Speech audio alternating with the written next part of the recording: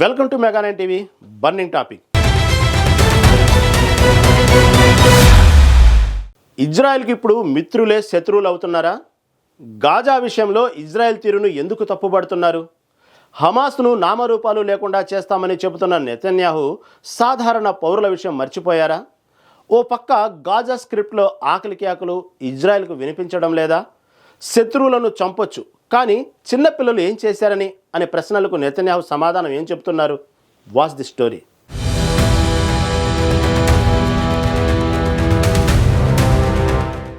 Israel చేస్తున్న భీకర దాడులతో గాజాలో పరిస్థితులు పూర్తిగా మారిపోయాయి. ముఖ్యంగా నిమిషానికో దాడి జరుగుతుండటంతో భవనాల శిథిలాలు, శవాల కుప్పలు, ఆకలి కేకలతో గాజా మొత్తం భయానకంగా మారిపోయింది.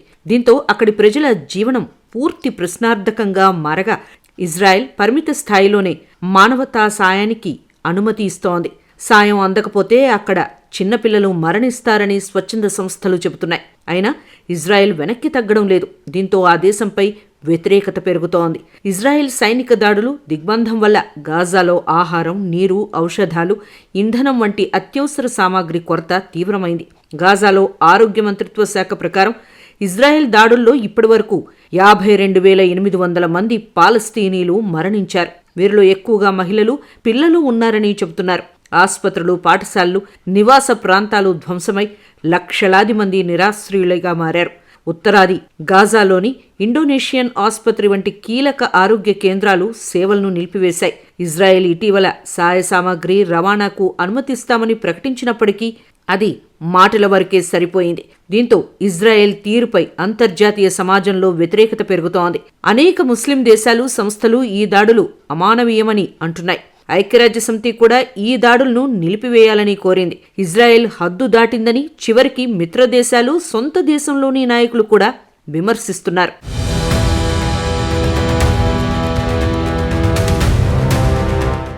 ఇజ్రాయెల్ డిఫెన్స్ ఫోర్స్ మాజీ డిప్యూటీ కమాండర్ యాయిర్ గోలన్ ఇటీవల ఓ రేడియో కార్యక్రమంలో మాట్లాడుతూ దేశం సరైన దారిలో వెళ్లకపోతే దక్షిణాఫ్రికాలాగా అంతర్జాతీయంగా ఒంటరిగా మారే ప్రమాదం ఉందని హెచ్చరించారు. సరైన దేశం పౌరులపై యుద్ధం చేయదని, చిన్నపిల్లల చావులను చూసి సంతోషపడదని ఇజ్రాయెల్ దాడులను ఉద్దేశించి మాట్లాడారు. గాజాలోని పౌరులను టార్గెట్ చేయొద్దని సూచించారు. తాజాగా ఇజ్రాయెల్ మాజీ రక్షణ మంత్రి, ఐడిఎఫ్ మాజీ చీఫ్ ఆఫ్ స్టాఫ్ మోషే కూడా నెతన్యాహును విమర్శించారు. ఇది అధికారాన్ని నిలబెట్టుకోవడం కోసం చేస్తున్న దాడులుగా కనిపిస్తున్నాయి. ఇది దేశాన్ని నాశనం వైపు నడిపిస్తోందని ఆరోపించారు. సొంత దేశంలోని నాయకుల వ్యాఖ్యలపై ప్రధానమంత్రి నెతన్యాహు తీవ్రంగా స్పందించారు. ఇలాంటి వ్యాఖ్యలు మాట్లాడటం కరెక్ట్ కాదన్నారు.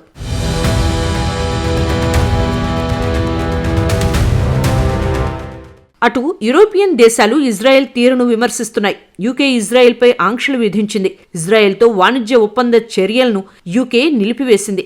తమ దేశంలోని ఇజ్రాయెల్ రాయబారిని పిలిపించి మాట్లాడింది. యూకే విదేశాంగ కార్యదర్శి డేవిడ్ లామీ గాజాలో ఇజ్రాయెల్ సైనిక చర్యలను ఇక సమర్థించలేవని చెప్పేశారు. ఇజ్రాయెల్తో తమ రాజకీయ, ఆర్థిక సంబంధాలను యూరోపియన్ యూనియన్ పునఃసమీక్షించుకుంటోంది. ఇజ్రాయెల్ సైనిక చర్యలను ఖండిస్తూ గాజాలో మానవతా పరిస్థితి మెరుగుపడకపోతే మరిన్ని చర్యలు తీసుకుంటామని యూకే, ఫ్రాన్స్, కెనడా హెచ్చరించాయి. అయితే ఇజ్రాయెల్ తన దాడులను సమర్థించుకుంటోంది. హమాస్ను పూర్తిగా నిర్మూలించటం, బందీలను విడుదల చేయటం కోసం ఈ దాడులు అవసరమంటోంది.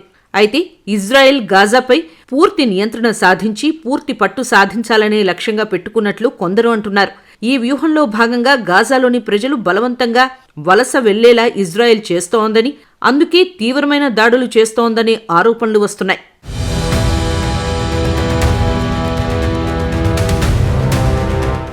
అసలు గాజాపై ఇజ్రాయెల్ దాడులు ఎలా మొదలయ్యాయి? 19 నెలల క్రితం హమాస్ ఉగ్రవాదులు ఇజ్రాయెల్ సరిహద్దును దాటి 1200 మందిని చంపేశారు. వీరిలో ఎక్కువగా ఇజ్రాయెల్ పౌరులు ఉన్నారు. 251 మందిని బందీలుగా తీసుకువెళ్లారు. దీంతో గాజాలోని హమాస్ స్థావరాలపై ఇజ్రాయెల్ దాడులు ప్రారంభించింది. అప్పుడు ఇజ్రాయెల్ దాడులను చాలామంది సమర్థించారు. కానీ ఇప్పుడు పరిస్థితులు వేరు. గాజా పూర్తిగా శ్మశానంలా మారింది. ఎక్కడ చూసినా శిథిలమైన భవనాలు, శవాల గుట్టలే కనిపిస్తున్నాయి. మందులు లేక, బతకలేక, చావలేక జీవిస్తున్నారు చాలామంది. ఇప్పుడు కూడా ఇజ్రాయెల్ దాడులు అవసరమా అనే ప్రశ్న వినిపిస్తోంది.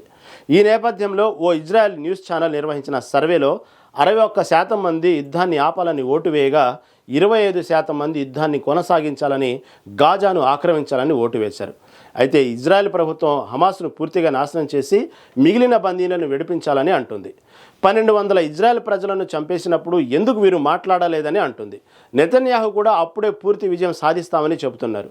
ఈ విషయంలో నెతన్యాహుకు ఇంకా బలమైన మద్దతు ఉంది. అయితే బందీల కుటుంబాల్లో ఎక్కువ మంది యుద్ధం ఆగాలని, శాంతి చర్చల ద్వారా బందీలను విడిపించాలని కోరుకుంటున్నారు. కొందరు మాత్రం హమాస్కు అంతం చేయడమే ప్రధాన లక్ష్యమని, ఆ తర్వాత బందీలు విడుదలవుతారని అంటున్నారు.